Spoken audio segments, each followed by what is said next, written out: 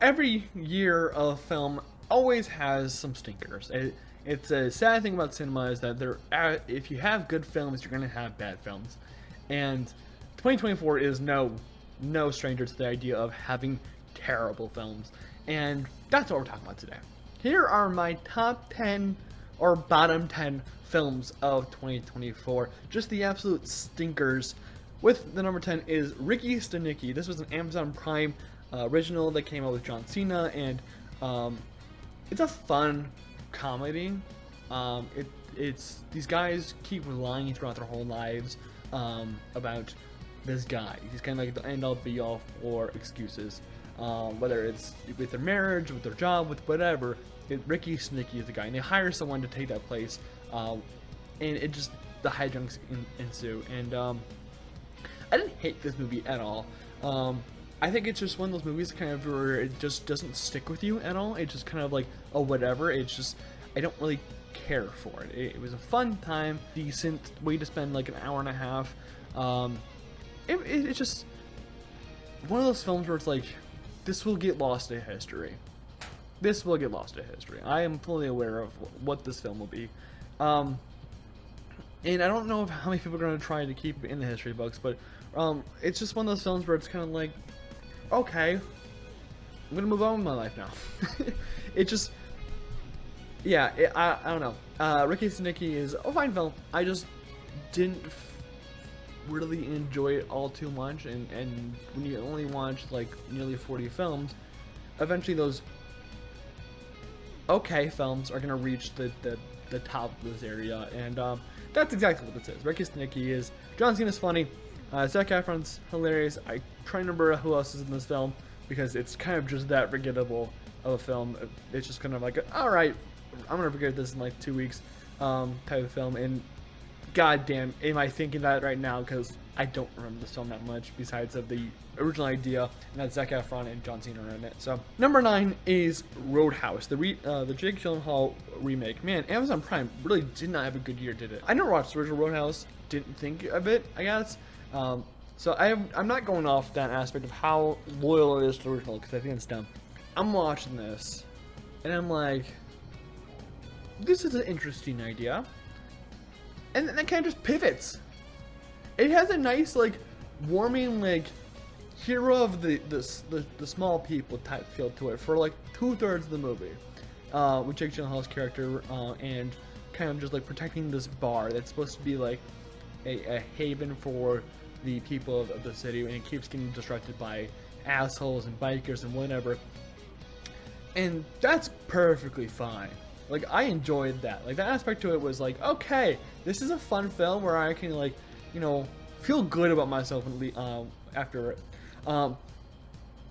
But then in the third act, it pivots to fucking Hardcore Henry. Do you guys remember that movie, Hardcore Henry, where it's like fucking balls to the wall action with blood and like batshit bullshit with fucking Conor McGregor and Jake Gyllenhaal punching the shit out of each other and not dying after getting stabbed, shot, and do whatever. It turns into a full-fledged action film, and that ruined it.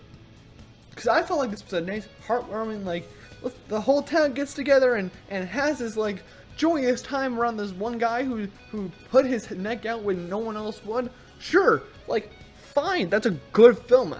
It's more of an 80s film, but, like, still, yeah, I think Roadhouse was an 80s film in the first place, so that makes sense. But then it pivots into this thing, and it just, it's a whiplash that I don't appreciate, and I don't think fits in this film. And it just, it's good action, but it doesn't fit the movie. It doesn't feel like it means anything. It just kind of just like, what the fuck am I watching now? And the characters are very 2D. Jake Gyllenhaal's character is very 2D. The Conor McGregor's like, I just want to kill people type character, and it just all around, it's just kind of like a meh movie that was ruined by a fucking whiplash that, you know, could make a movie better, but doesn't in this case, because it just doesn't do it properly. It kind of just literally, it whiplashes you into that effect, and it just, honestly, would I watch this again? Probably not, but if it's on and I'm doing like laundry, sure, it's a good laundry film. How about that? And even then, I'd probably be like, the blood would probably stain your clothes because of what the fuck is going on. It give you whiplash where you get a fucking nosebleed. It's just, I don't know. Roadhouse is just a what the fuck film. Not even like a good way where it's like, what the fuck. It's, what the fuck? Like, why? Number 8 is Maxine. I enjoy the first 2 parts of this trilogy a lot. I love X and Pearl. I didn't like an X originally. I even have a review up where I was very negative about it. But then I rewatched it. I enjoyed more of it. I kind of understand more of it. And then I watched Pearl, and Pearl made it even better. Pearl made X better, retrospectively speaking. And I think those 2 films are fucking fantastic. I think actually Pearl is pretty fucking good. Like, if you were to say masterpiece, I probably wouldn't correct you. I'd probably be like, okay. But Maxine takes such a step down. It goes into this Giallo step. Like X was a slaughterhouse Texas Chainsaw type thing. Cool, whatever. Pearl is this, like, I don't know what to fucking call it. I want to call it a slasher, but I don't know if it's a slasher. I think it's kind of just like a crash out film. In the end, you step down by going to this Giallo-esque, like, mystery. I'm like, okay. With Kevin Bacon character, it's like, Kevin Bacon's fine and fun in this film, but it kind of just gross. Like, I just don't enjoy him being on screen in this character. Mia Goth is great as Maxine, but this film, it takes such a step back. I don't really like Giallo in the first place. I know a lot of filmmakers do, and they try to emanate Giallo. I also had this problem with movie where, like, you got like a cancer going up back their head. I don't remember what it's called. It's made by James Wan, but it just doesn't feel any surprising. Like X and Pearl surprised me. It gave me something, and then it just turned it on its head properly. And Maxine, I feel like it tries to do that, but it's like, this was obvious. And then it doesn't show us anything. X and Pearl gave us a lot of, like, showing and not telling. Pearl does a lot of telling and no showing.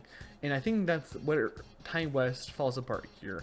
And I don't know if it's he took a break from X after X and Pearl and then created this, or whatever happened.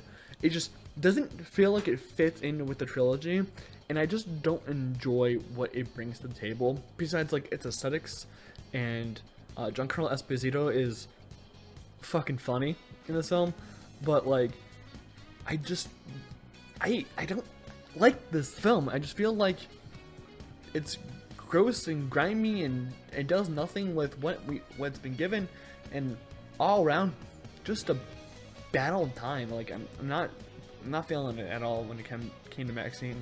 And I had high hopes for it, and I'm not even, like, disappointed when it comes to the hype of it. Like, when people go to see, like, went to go see Endgame, they came out disappointed or whatever.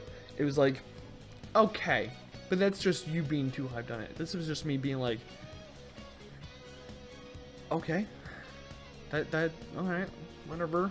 I still got X and Pearl, so I'll be happy with that. But Maxine just fell flat on its face, and every second it had the chance to. Number 7 is RedOne.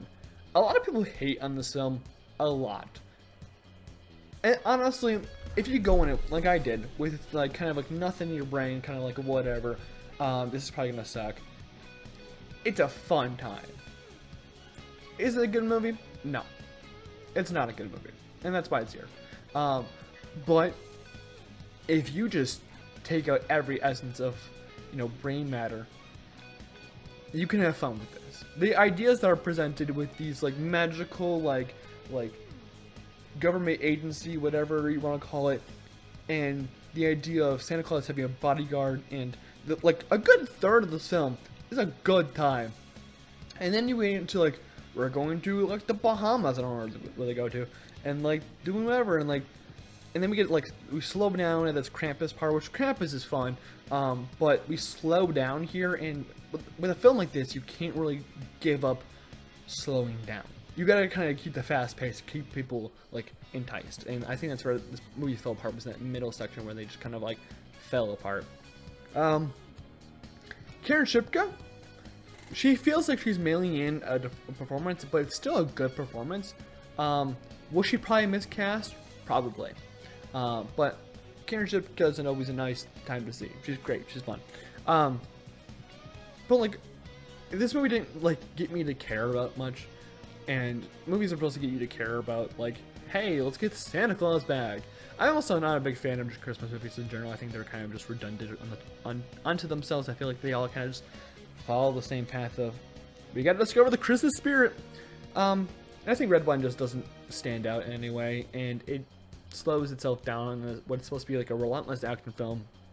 It has like some decent jokes, and it doesn't really feel like it redeems its characters in any way from their past like transgressions or anyway, besides when they literally spell it out for you. And this movie's kind of just like dumbed down to the common denominator, and if you are looking for fun and you're not looking to think much or not looking to think at all really, RedOne's a good film for that, but it's a bad film. That's why it's in the bottom 10.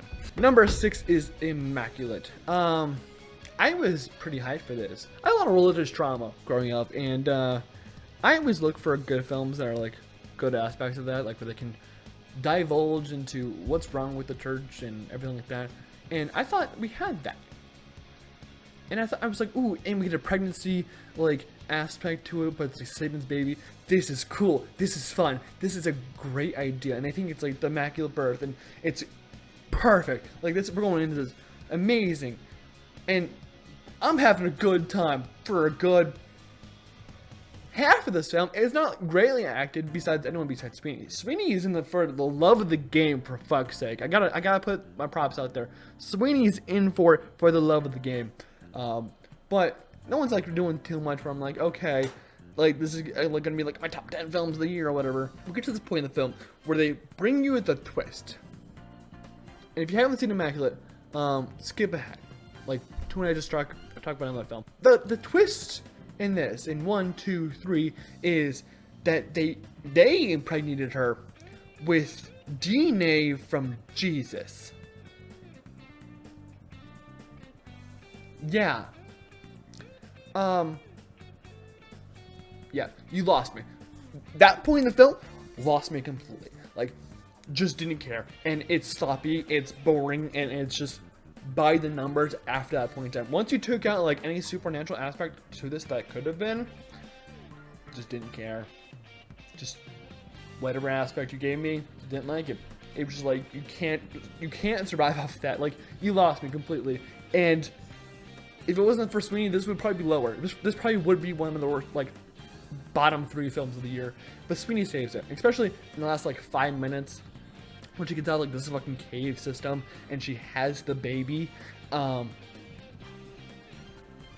Great fucking performance, but does not save this film. It is a bad film. It's not really well acted. The story's shit. It's just in general a what the fuck.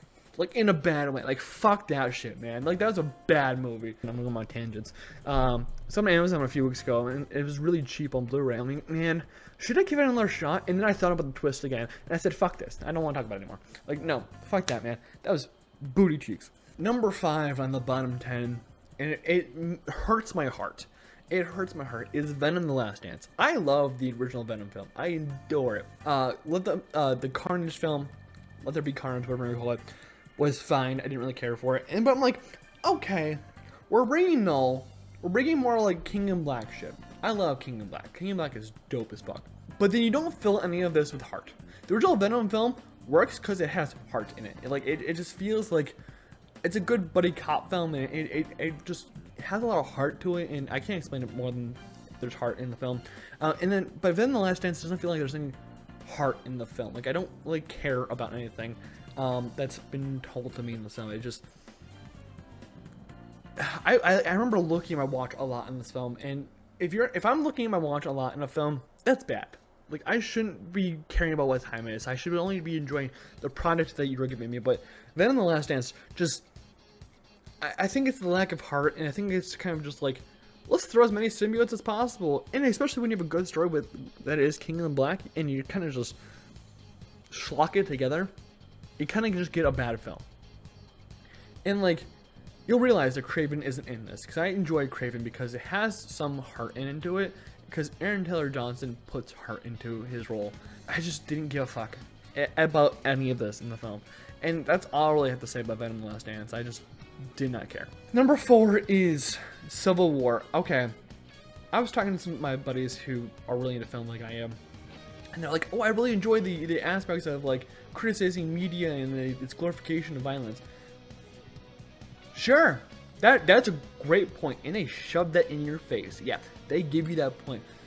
My issue is they gave us characters. This is very much they trying to get you to care about these characters and care about what is going on in their lives and care about them as people. I can't care about them as people when you do not give me any drivers. You give me that, hey, I've been a reporter for 20 years and I've done this because of my dad or whatever. Like, he's kind of just chilling out in fucking Alabama or whatever it was. And I'm a 20-year-old that's looking for, you know, like, acceptance and, like, I need whatever. The cause of the Civil War, and everyone's like, you don't need to know what it's about because that's not the central point of what Civil War is about. But when it comes to this, when they try to dive into characters and dive into what they're doing, like their family members are doing during the Civil War, we need to know what this is about. And I think that's my main hang-up when it comes to it, is that I can't find my reason to care about any of these characters and what this conflict is about, and their conflict with the conflict, because I don't know what the conflict's about. Like, they don't tell us, they never do, and it's slopped together. There's one good scene. It's that scene that was spoiled in the trailers when it comes to we're Americans, and it's like, okay, what type of Americans? That's also because Jesse Plemons is a fucking amazing actor. Not enough credit to him. But I just don't care about the film because there's nothing to care about. They don't give you a reason to care about the film or the characters or anything about this whole film. Good action, nice cinematography. I just don't care about it. I don't like the characters in this because not only because I don't know what the fuck their motivations are, because that's bad writing in the first place. First of all, that's bad writing. Second of all, Alex Garland does not know how to write characters. I watched Men, I think it was a year or two ago. Bad movie. Characters badly written. He does not know how to write characters. I haven't seen Ex Machina in quite a while. I'll have to go revisit it. But I don't like what Alex Garland does. I'm really hopeful that for his new film with A24, it's called Warfare, since he's not directing it, that it's a bit better, because that looks like it has like something to say about warfare that this film simply does not know how to do. Civil War kind of just fails at whatever aspect it's trying to give to you, and I don't enjoy it at all. It's kind of like, I don't want to be here. Not because like it's weird or gross or whatever. I can deal with those. I love those movies because that's what they're setting out to be. I don't want to be here because I'm bored and I do not give a shit. Fucking hate it, man. Number 3 is Drive Away Dolls by one of the Coen brothers. This movie is weird. It intends to be weird, and that's good. When it's good, it's a lesbian fucking road trip type film with, you know, with the gangs and mafia, whatever. It's funny. It can be funny. But I feel like it's too crude to be, like, properly funny. It's not bathroom humor, because bathroom humor would end up on this list. But it's sex humor, but it's kind of the most basic sex humor you have. The two main characters are cool. They have good chemistry, but, like, when you mixed it with, like, weird drug stuff, and then, like, the sex comedy is not great, and it's just, like, all around, it's a very forgettable film at the same time as, like, I don't want to be here. Again, if a movie doesn't make me want to watch it while I'm watching it, there's a problem. I just don't care. I don't know what my problem with it is. I think is the better thing I should say. I just don't like it. It's just, I don't know. Maybe I haven't really watched many of the Coen brother films, but maybe I got to like see if like this is like how they're all built with, and if I just don't like Coen brother films, and that's just not my cup of tea, which it probably could be. But this film, I feel like it's just crude and it's just not funny enough to like make up for it. Number 2 on worst list movies of the year. I covered this movie back when it first came out. Miller's Girl. I still stand by every point I make in that film. And people were like, you're not smart enough to like dissect it. It's a bad movie. The characters' motivations suck. Every character sucks. The acting sucks for the most part, besides Jenna Ortega. She's great in this. But like, genuinely, I hate this film. Like, with a passion. Like, badly. Like, it's saved by one of the worst movies I've ever seen from being the last film. Like, it is genuinely, like, bad. Like, I can't even explain to you besides, like, just doing that review over again. Like, they ruined every aspect they could of what this film gave to it. I don't like the exploitation type thing. I think it's, again, gross and whatever. But, like, you can do it properly. This film sucks. It's just bad because, like, it's a, first of all, a high schooler. Like, if you want to make this, like, not creepy and, like make us feed into this, like, whole romantic aspect, don't make her a high schooler. Make her a college student. It's a simple change. And his, like, the teacher's, like, whole, like, excuse for, like, wanting to have this relationship with Cairo, which is Jenna Ortega's character's name, which is a fucking shit name for a character. It's just a place, which works for, like, Paris, you know, like, London, you know, those work, but Cairo, no. Sorry for any Kairos out there, if there is any. Genuinely, his, like, thing is, like, my wife doesn't pay attention to me. She's a successful person. Yeah, she's not gonna pay attention to you. But you want the thing with high schoolers? Like, no, that's just, this is, no. It's just, it's a bad film. It's not even shot right. Every time they look, okay, I talked about centering in the best movies of the year. By the way, go check that out. And like how like Abe's offsetting and like this film tries to center some shots and it's off to the right. The cinematography is usually a saving grace for a film. It can look as pretty as fuck, and we'll talk about that soon. But this film tries to look pretty. It tries to be like snobby, like whatever. John Green type like writing, and does it badly. It's just a bad fucking film. I fucking hate this film so fucking much. Go watch the review if you want to like hear my full thoughts. I just fucking hate it. And finally, the worst film of the year is Venom Web. Now, I went into the theater with the expectations on the floor, whatever. I didn't expect much from it. The Sony movies I don't really expect much from since Let There Be Carnage, because they just don't offer much. But Venom Web has pretty cinematography, but makes the dumbest decisions possible when it comes to trying to build a universe and build another film. Dakota Johnson's character trying to save Sydney Sweeney, Isabel Marcet, and God, I can't remember the last chick's name. Their characters from this Ezekiel character, who's in the comics, who's also a weird character in the comics. I don't want to talk about it. And it's just awfully written, and Sydney Sweeney did this for a check because she wanted to make Anyone But You and I think Immaculate through Sony, and which props to her for the love of the game, you know. But this film is just bad script, good cinematography, which is wild. Because of all things from Sony, I expected bad cinematography. Poorly written characters. We get 2 seconds of all the Spider-Girls in costume. Which, if they want to make Spider-Girls movie, I'm all for it. Get a better director and get a better writer, but I'm all for it. And you know what? Most of this film I dealt with. I was okay. I was like, this isn't as bad as everyone's saying. Like, it's a bad movie. Don't get me wrong, but like, this is bearable. Like bare minimum bearable. And then you get to the third act where it's schlocky CGI, badly rated, shit everywhere. It just ruined everything of good graces that it did not really earn, rightfully so. And it's just, man, Man of Web, it's just, how do you fumble the bare minimum bag? Like, I give you good graces of like, hey, maybe people are just being too harsh on you. Hey, the first 2/3 of this film is alright, like I can deal with it. And then you're like, let's do some bad CGI. Let's do some catch-22s. Let's do some like, you know, Ex Machina whatevers. And you just do a lot of like bullshit and ruined it all. It's a bad movie. Like, I've had some friends be like, this isn't that bad. I'm like, it's a fucking shit movie. You know what?